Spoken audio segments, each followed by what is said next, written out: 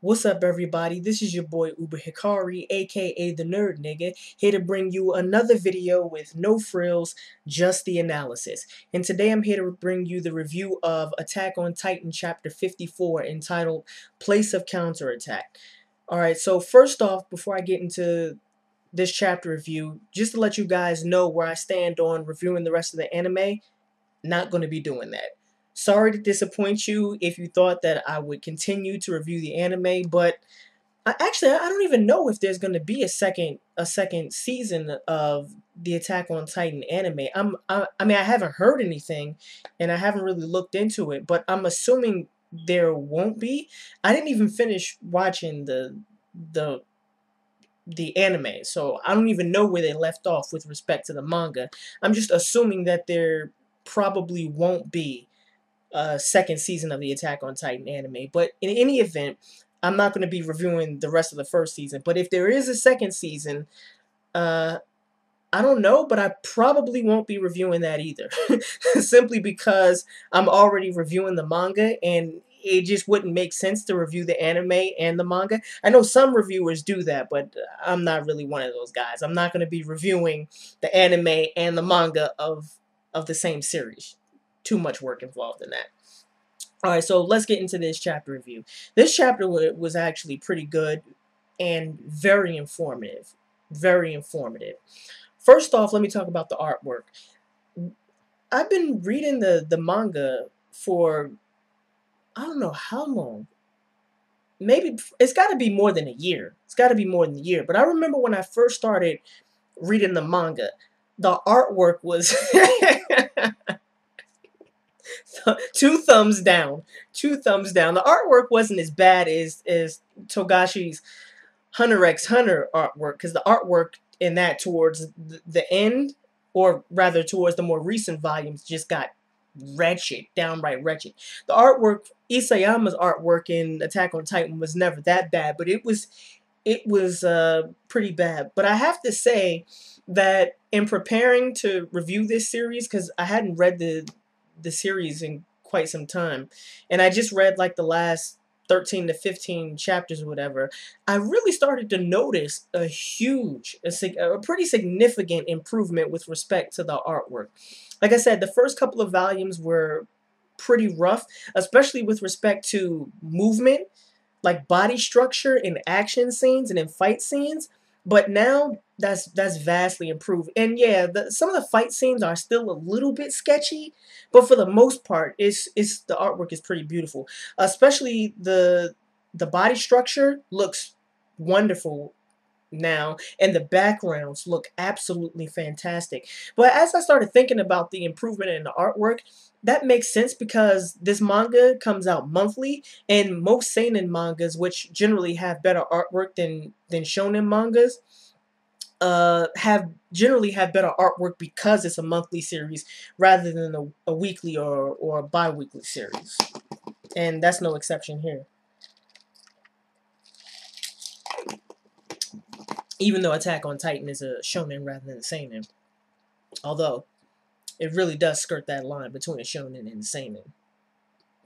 Alright, so now for the summary and analysis of this chapter.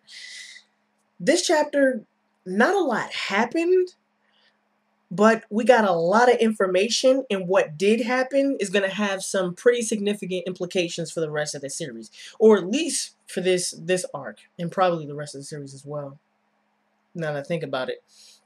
So, only two things really happen. First, Armin and Jean are impersonating Krista and Eren because, you know, the central branch of the military police brigade are out for Eren and Krista. So they're impersonating them, and the guys sent to kidnap Kristen and Eren aren't really sure if these are impersonators or if they're the real deal. Then we find out that not only are Armin and Jean impersonating Krista and Eren, but they're actually there for a sort of stealth mission, a sort of infiltration mission. And the larger mission is that Mikasa and Sasha and all of those guys are really trying to not just take out the military police brigade, but to capture them for further interrogation.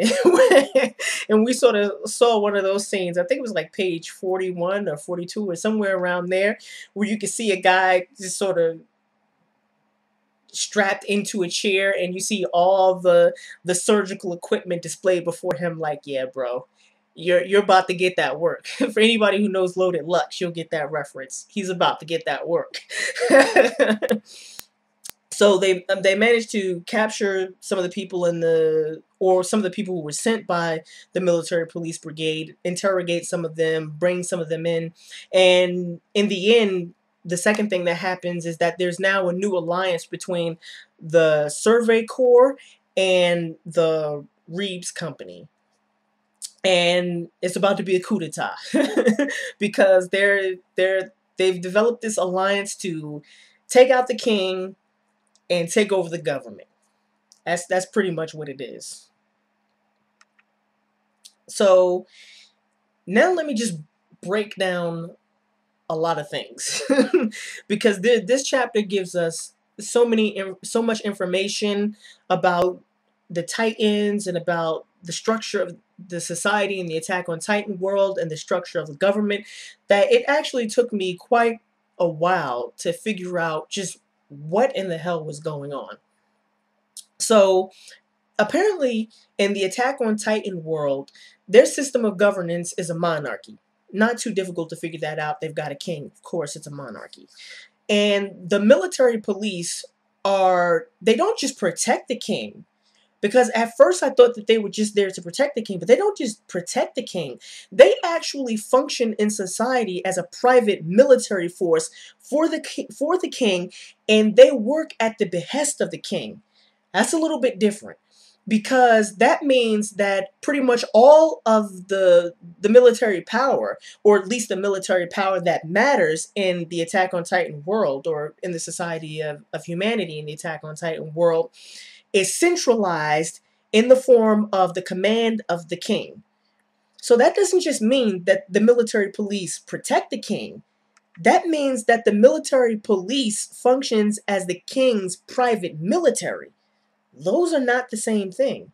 That means that what the king says essentially goes, because if you don't do what the king says, then he can dispatch the military to destroy not just his enemies, not just his foes, but he can do so with complete impunity and with a complete and utter disregard for the rest of humanity. And at some point, maybe not in this chapter, but a couple of chapters ago, when Eren was talking to Pixis, he actually mentioned that, which I found to be rather shocking, that the king isn't just somebody who's there to unify humanity and is there to protect humanity. He's there to do whatever the fuck he wants to do. And that's a little bit crazy, because there is no bureaucracy here. I mean, at least there's not really an expansive bureaucracy. It's just the king as the government. I mean, not even really as the head of the government, because there's no checks on the military. The military does whatever the king says, and whatever the king says goes. So there's no checks on military power, and there's really no checks on the king. And not only does the military police function as the private military of the king, but the military police can apparently contract out work to civilians. And that's where the Reeves Company comes in, because I was really confused by that. At first I thought it was the military police who were looking for Eren and Krista, but that's not the military police. Those are people who work for the Reeves Company, which is kind of crazy if you think about it. That's not the military police going after Eren and Krista. That's the military police who are behind the conspiracy, who then sort of subcontract out the work to civilians and conscript them into. They're not really conscripted into the military police, but to a certain extent, they sort of work at the behest of the military police.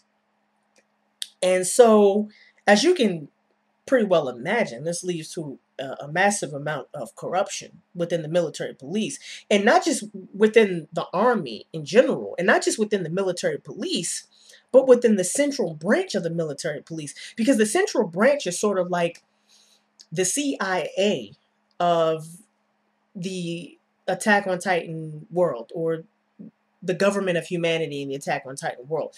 In America, we have all sorts of different sort of agencies. We have the National Security Agency. We have the FBI, Federal Bureau of Investigations. We have the CIA, and the CIA is what's interesting because they sort of work apart from the larger intelligence apparatus of the United States of America. The CIA has a black budget, which means that no civilian can know what the budget of the CIA is. And only certain members of Congress can know what the budget of the CIA is. And nobody ever knows where that money goes to. And that's sort of like what the central branch of the military police is in the sort of Attack on Titan, in the government of the Attack on Titan world. Corruption out the wazoo. So now we are starting to really get a sort of clear picture on what's really happening in the government. We're starting to learn precisely what this government-wide conspiracy, as Levi says, entails.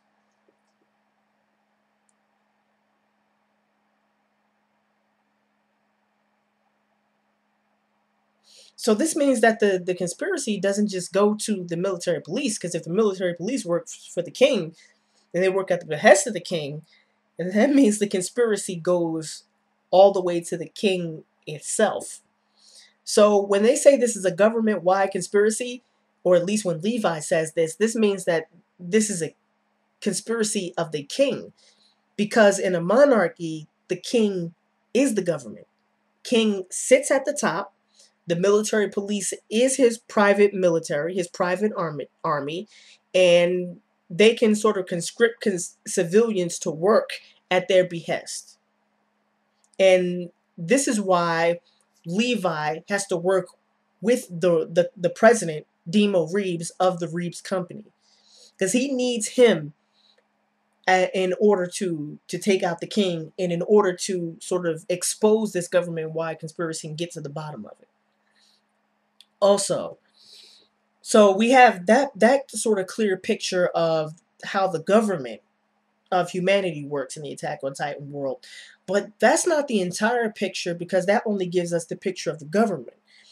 We also, in this chapter, get a lot of information about the structure of society of the Attack on Titan world. So not just the government, but society itself.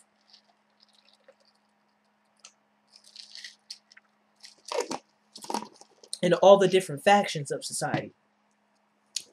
So what's interesting, what I find really interesting and intriguing about this manga is that it has multiple dimensions, a lot of different aspects to the story that need to be fleshed out. And this is, at this point, it's almost becoming a sort of a mystery.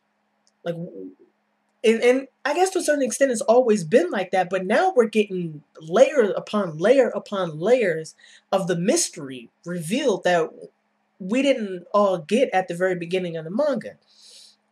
So the manga starts off as seemingly a post-apocalyptic horror story with a sort of mystery twist thrown in there. And the picture was a very simplistic picture of humanity versus these titans. And at first, it just seemed like all of humanity was pretty much unified. They were a cohesive group. They were all banding together to try and fight against the Titan menace. As the story unfolds and becomes more complicated than this, and we learn that that's not actually true, because in recent chapters we've learned, we sort of already suspected this, but now this has just been confirmed in the last couple of chapters, Titans are humans. Or at least they used to be humans. And through some means that hasn't been revealed yet, some humans have been transformed into Titans. So the conflict seems like now humanity versus Titans who used to be humans. Now we see that it's even more complicated than that, because we have to ask, where the hell did the Titans come from? And of course, this is a question we've all been asking from the very beginning, but now as the factions of society are revealed and the factions in the story are revealed, it becomes a more pressing concern. Where do the Titans come from? Because it's starting to look like the humans created the Titans. I mean, I don't see... I mean, it doesn't appear like the Titans are just a naturally occurring species. Like, they're just a part of nature. Like any other animal that you would find in the wild. It's really starting to look like the humans created the Titans. We have the wall religion. We have Hange, who's confirmed, Zoe, who's confirmed now that humans were turned into Titans. And of course, it's heavily implied that the Beast Titan has some means of turning humans into Titans. But how did the Beast Titan become a Titan? So it's really starting to look like humans had some significant hand in creating Titans, that they're just not naturally occurring. So at this point, we no longer have a picture of a unified humanity. So instead, we have humans versus Titans who used to be humans, along with humans who made other humans into Titans. It's pretty complicated now. Because now we see that there are humans versus humans and Titans.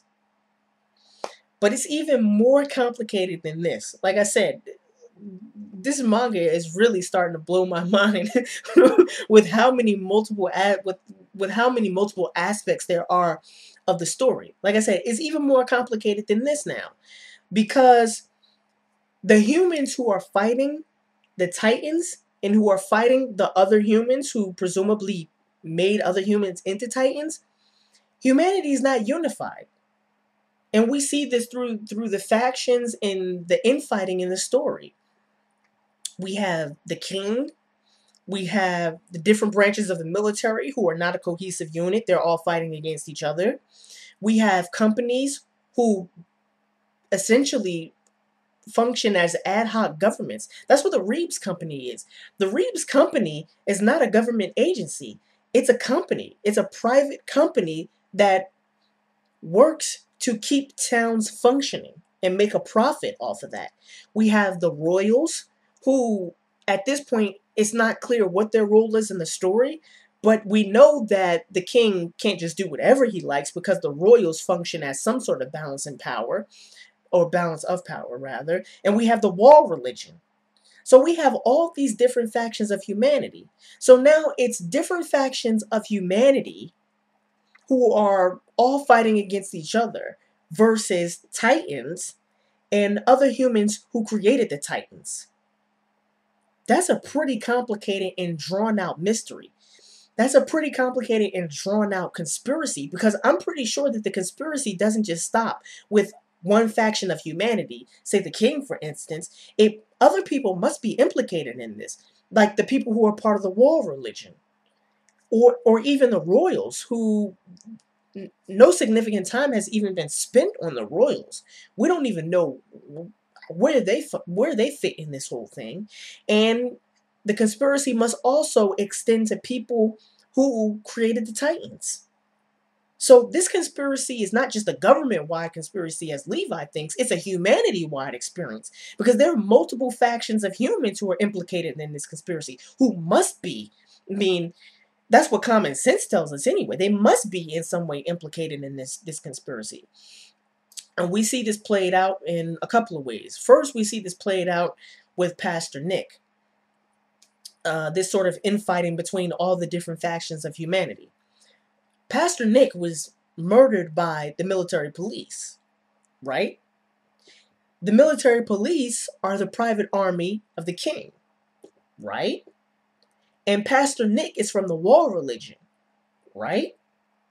Well, if you've got the king who's killing people who are part of the wall religion for information, then this means that there's also a power struggle between the wall religion and the king. The king wouldn't have to use his own private, basically his own private army to interrogate members of the wall religion if they were working together. He wouldn't need to do that. So apparently, you know, based on inference and based on common sense and based on just reasoning, it must be the case that the people who make up the wall religion have some information that the king does not possess, but that he wants. So, like I said, it's a conspiracy that must extend to multiple factions within humanity.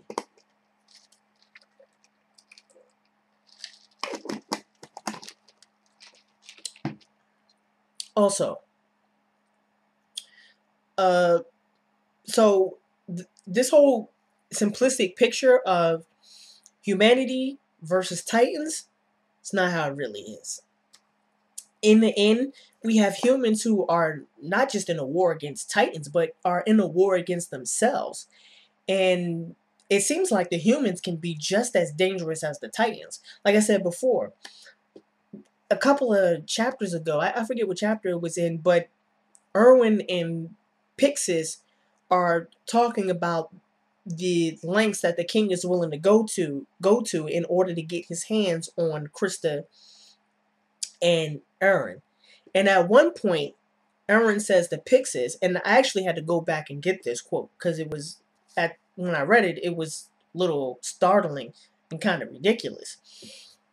But this is what Erwin says to Pixis.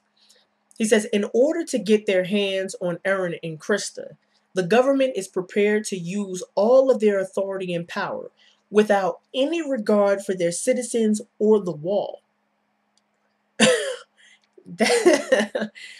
That's almost suicidal. I mean, what kind of information do they have? And what the hell are the Titans that these people would be willing to go to, putting all of humanity at risk in order to get that information and get the power of the Titans? What the hell is going on here? That's pretty crazy.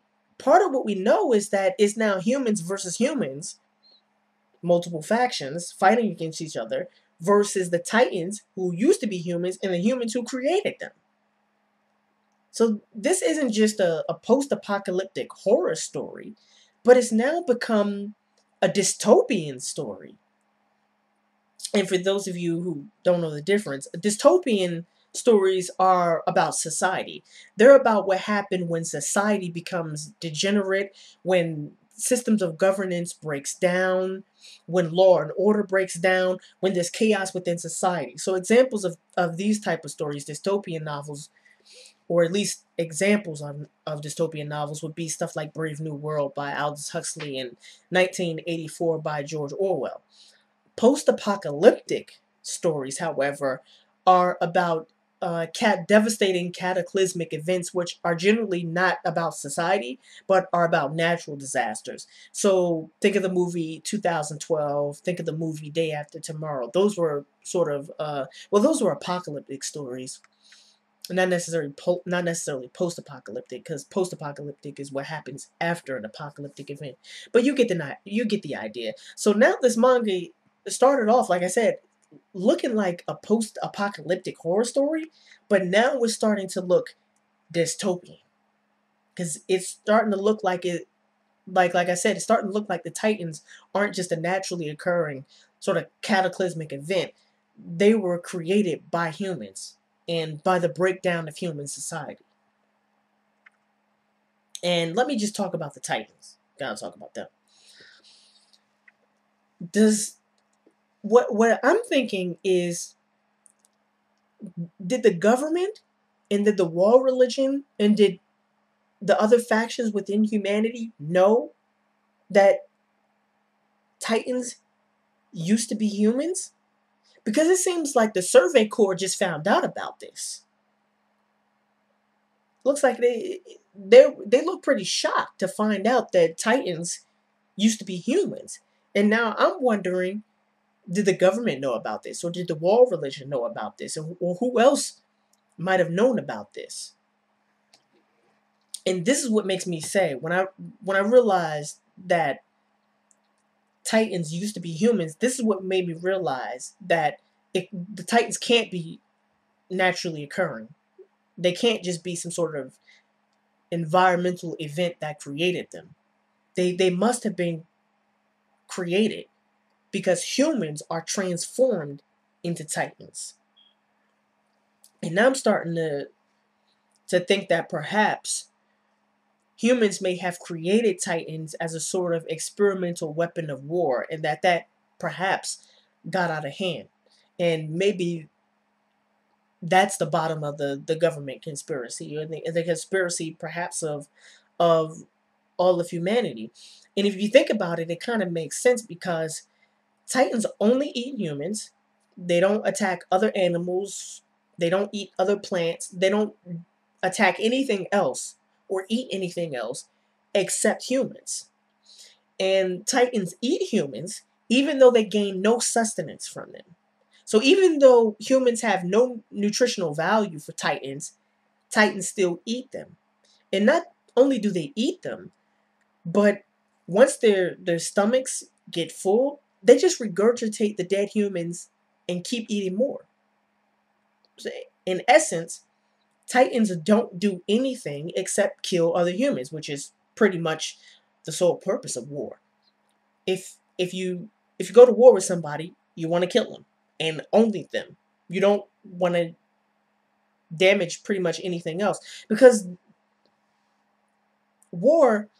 although war sometimes involves burning down towns and destroying your enemy's infrastructure and destroying their city and whatever else, it's generally a good idea to keep your enemy's infrastructure intact, because you just don't want to kill them. You want to take over what they have as well. And Titans seem to be perfectly suited for that. All they do is kill humans while leaving pretty much all of the infrastructure intact. And it's also important to note as well that along with the revelation of multiple factions within humanity all fighting against each other, it becomes clear, or rather I should say less clear, where everybody stands. The roles of the various people and of the Titans are shifting around, particularly the role of villains and antagonists. If the humans are responsible for Titans, then the Titans aren't the villains in the story anymore. Whoever created the Titans are the villains now. The Titans are the primary antagonists of humans, but they're not the villains of humans. And once we get to the bottom of this conspiracy, presumably if we find out that humans did create the Titans, that will also lead to the revelation of the villains of the series. There's no way around that. Also, besides all of this information that's sort of being given to us in this chapter, have to talk about Historia for a second, aka Kristen, because it seems like she's sort of the linchpin, or at least an important factor in revealing to us what this whole conspiracy within the government and within humanity is all about. So I'm pretty interested in Historia and how she's connected to this whole government-wide conspiracy. And I'm also interested in who that woman was in the flashback at the beginning of this chapter.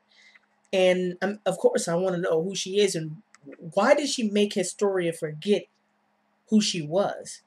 And also, some of you may have overlooked this, but in that flashback with the woman in Historia, Historia was also reading a book, and that book had what appeared to be a Titan in it.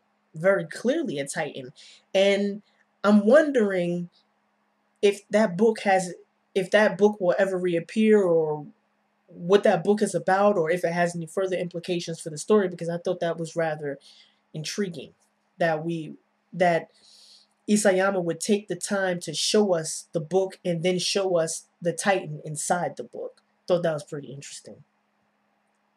Also, I have to talk about Titan shifters as well, because they sort of get lumped in with the category of the Titans. It seems that when humans are transformed into Titans, their entire body gets absorbed into the Titan except for their nervous system. So the only thing that's left of humans once they become Titans are the nervous systems, and Hange already went through this. That's why the nape of their neck is their weakness, because it seems like that's the part where the human brain would be, or the human nervous system would be in the Titan once they get absorbed. But we see in the last couple of chapters that there are obviously limits to this, because we see that with Eren, that he can't repeatedly transform into a Titan, and that if he continues to do that, then he starts to get absorbed into the Titan. And I'm wondering, if you're going to transform humans into Titans, why would you transform and they get absorbed into the Titans once they get transformed?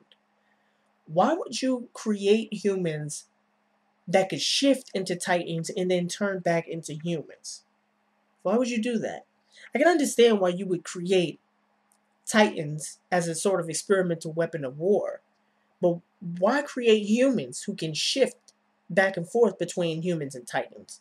And I'm wondering, perhaps they were supposed to be the general of these Titan armies, and we see some evidence of that because the Beast Titan clearly looks like he's directing other Titans to a certain extent. And not only that, Eren actually has the ability to control some Titans. And we saw this when they got into a fight between Bertholdt and Reiner a couple of chapters ago. And he was able to command the Titans to sort of attack Reiner. And I also believe he commanded them to attack, well, he didn't command them, but he sort of, the other Titans noticed he was in trouble from one of the Titans that killed Eren's mother, and they sort of ganged up on that Titan. So it seems like the Titan shifters have a very particular role as Titan shifters. And also, I remember Bertholdt and Reiner a couple of chapters ago talking about how they also have a village.